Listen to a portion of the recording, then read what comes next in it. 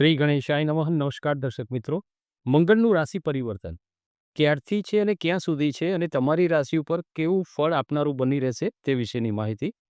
મંગળનું કર્ક રાશિમાંથી, ચંદ્રની કર્ક રાશિમાંથી એટલે કે મંગળની નીચ રાશિમાંથી મંગળ સિંહ રાશિમાં, સૂર્યની અધિપત્યવાળી સિંહ રાશિમાં ગોચર કરશે.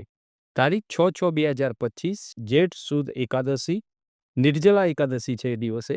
શુક્રવારે મધ્યરાત્રિએ 2:12 મંગળ સિંહ રાશિમાં પ્રવેશ કરશે, જે તારીખ 28/7/2025 શ્રાવણ વદ ચોથ સોમવારે સાંજે 7:58 સુધી સિંહ રાશિમાં રહેશે નિર્ણય સાગર પંચાંગ અનુસાર. ત્યાર પછી બુધની અધિપત્યવાળી કન્યા રાશિમાં મંગળ રાશિ પરિવર્તન કરશે. અહીંયા સૂર્યની રાશિમાં મંગળ આવશે ને, એટલે સૂર્ય મંગળથી અંગારક યોગ બનશે.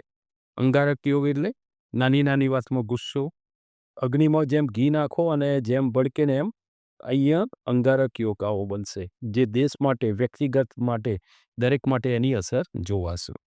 સૌ પ્રથમ જાણીએ તો મંગળ કેટલા લોકોને પ્રભાવિત કરે છે, કઈ કઈ વસ્તુઓ પર અસર કરે છે, તમને કેવું ફળ આપશે એ પણ આપણે આગળ જોઈએ. તો મંગળ શુભ ફળ આપશે તો શું અનુભવાય? મંગળ સારો હોય ને તો કેવું ફળ આપે એના વિશે પહેલાં જોઈએ. તમારો જુસ્સો વધે, કેમ કે મંગળ જે છે ને એ લોહી તત્વનો છે, એટલે તમારો આત્મવિશ્વાસ, તમારો જુસ્સો વધે, ભાઈઓનું સુખ મળે. મંગળ ભૂમિપુત્ર છે એટલે સ્થાવર સંપત્તિથી પણ લાભ કરાવે. શુભ મંગળ તમને ભૂમિ સુખ, ધન સુખ, પુત્ર સુખ, કામનાઓ પૂરી કરે, શત્રુઓ પર વિજય અપાવે, વિદ્યા પ્રાપ્તિ સારી કરાવે, ઐશ્વર્યની પ્રાપ્તિ કરાવે. અને એવું કહેવાય છે કે અભિષ્ટ સિદ્ધિ અપાવે. એમાં બધું આવી જાય. અભિષ્ટ સિદ્ધિ એટલે ઘણું બધું એમાં આવી જાય, સંપૂર્ણ વસ્તુ. તેમાં એવું કહેવાય છે કે ધર્મ, અર્થ, કામ અને મોક્ષ આ મંગળ સારા હોય ને તો મળતું હોય છે. આયુષ પણ સારું આપે. હવે જોઈએ કે આ તો બધું શુભ મંગળથી છે, પણ અશુભ મંગળ, બદ મંગળ હોય, અશુભ હોય, સારું ફળ ના આપતા હોય તો શું અનુભવાય?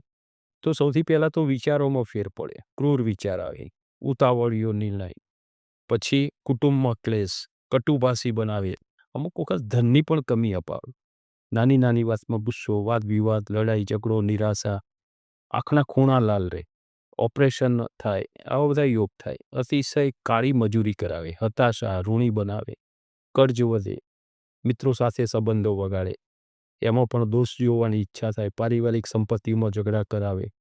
હવે મંગળની અસર છે ને 1, 4, 7, 8 અને 12મા સ્થાને હોય ને તો એ મંગળ દોષવાળું એ સ્થાન કહેવાય. જેવા સ્થાનમાં મંગળ હોય તો માંગલિક કહેવાય, મંગળ દોષ. આ રીતે લગ્ન દોષનું આપણે જોતા હોઈએ છીએ કે માંગલિક છે કે નહીં. લગ્નમાં વિલંબ કરાવે, વચ્ચે લગ્નમાં પણ બ્રેક આવે. આ બધું બદમંગળથી અનુભવાતું હોય છે. મંગળનું શુભ ફળ ન હોય તો આ બધું તમે જોતા હોવ છો. બીજું આ તો કીધું 1, 4, 7, 8 અને 12મા સ્થાનમાં. એ સિવાય મંગળની દ્રષ્ટિ પણ 4, 7 અને 8મા સ્થાનમાં હોય છે. 8 ભાવ ઉપર એની અસર થતી હોય છે. કુંડળીના જે 12 જે સ્થાન હોય છે ને એમાંથી 8 સ્થાન ઉપર તો આ મંગળની અસર છે. એટલે જોવાય કે મોટે ભાગે આ મંગળ એ ઘણું બધું પ્રભાવિત કરે છે. અહીંયા શુભ અશુભ બંને તમે જુઓ તો સારા મંગળ તમને ખેલકૂદમાં પણ તમને સારું એવું એ કરે, યોદ્ધા બનાવે. મંગળનો પ્રિય કલર લાલ છે અને લોહીના કારક છે, આપણે વાત કરી. બહાદુરી, પરાક્રમના પણ કારક છે. હવે જો મંગળ ખરાબ હોય તો તેનો ઉપાય પણ આપણે આગળ જેમ જેમ તમારું આવે એમ તમને છેલ્લે તમારું ફળાદિશ પતશે એટલે તમને કહીશું. મિથુન રાશિ, અક્ષર કચ્છક. તમારી રાશિથી 3જા ભાવથી થતું આ ગોચર તમારી રાશિ માટે ખૂબ ઉત્તમ જોવાશે. તમારી રાશિ માટે આ સિંહ રાશિમાં જે મંગળનું ગોચર છે એ ખૂબ સારું ફળ આપનારું બની રહેશે. 3જું સ્થાન એ ભાઈ ભાંડુ અને પરાક્રમનું છે. તમારું પરાક્રમ વધારે, કાર્યશૈલીમાં બદલાવ આપે, તમારો જોશ, ઉત્સાહ, તમારી કાર્યક્ષમતા વધે, આળસ દૂર થઈ શકે અને તમારું અંદરથી સ્ફૂર્તિ વધે. અહીં તમને તમારા ભાઈઓથી પણ સારું સુખ અપાવે, ભાઈઓથી પણ સારું સુખ તમે જોઈ શકો. મંગળની 4થી દ્રષ્ટિ તમારી રાશિથી 6ઠ્ઠા સ્થાને રહેશે. અહીંયા 6ઠ્ઠું સ્થાન એ એવું છે રોગ, ઋણ અને રીપુ. રીપુ એટલે શત્રુઓ.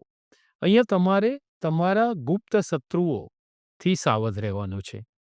તમારા હિતેચ્છુ જે હોય ને એને ઓળખવાના અને ગુપ્ત શત્રુઓથી તમારે સાવધ રહેવાનું. તમે એમના પર વિજય મેળવી શકશો, જો ઓળખી શકશો તો. પરંતુ અહીંયા તમારે થોડા ખર્ચા પણ વધશે. એનાથી પણ તમારે સાવધ રહેવાનું છે. કારણ વગરના ખર્ચા અને મોટા ખર્ચા, આવા ખર્ચા તમારે થતા અટકાવવા, નિયંત્રણ રાખવા જરૂરી બની રહેશે. મંગળની 7મી દ્રષ્ટિ તમારી રાશિથી 9મા સ્થાનેથી રહેશે. અહીંયા તમારા ભાગ્યમાં બદલાવ આવશે. અહીંયા તમે નવો રોજગાર મેળવી શકો. જો નોકરી કરતા હોય તો અહીંયા તમને સ્થળાંતરના યોગો બને, એમાં બઢતી મળે. અહીંયા તમારા કામની કદર થાય. આ સમય તમારે માટે સારો જ હોય. તમારા કામનો પ્રભાવ પડે. ભાગીદારી જેને વ્યવસાય એમને પણ અહીંયા આ સમય સારો જોવાય. પાર્ટનરનો સહકાર મળી રહે. ભાગીદારીમાં પણ તમારે સારો એવો બદલાવ પણ જોઈ શકો અને કરી શકો. મંગળની 8મી દ્રષ્ટિ તમારી રાશિથી 10મા કેન્દ્ર પિતાને કર્મસ્થાને રહેશે. અહીંયા જે 8મી દ્રષ્ટિ જે 10મા સ્થાને છે, આમ 10મું સ્થાન જે મંગળ માટે સારું ગણાય છે. મંગળ જો 10મા સ્થાને હોય ને તો એ બલી ગણાય છે, શ્રેષ્ઠ ગણાય છે. તમને પિતાનું સુખ સારું અપાવે, પિતાનું માર્ગદર્શન મળી રહે. બીજું, ધર્મ પ્રત્યે આસ્થા વધારે, કર્મ સુધરે, ધાર્મિક કાર્યો થાય, યાત્રાઓ થાય.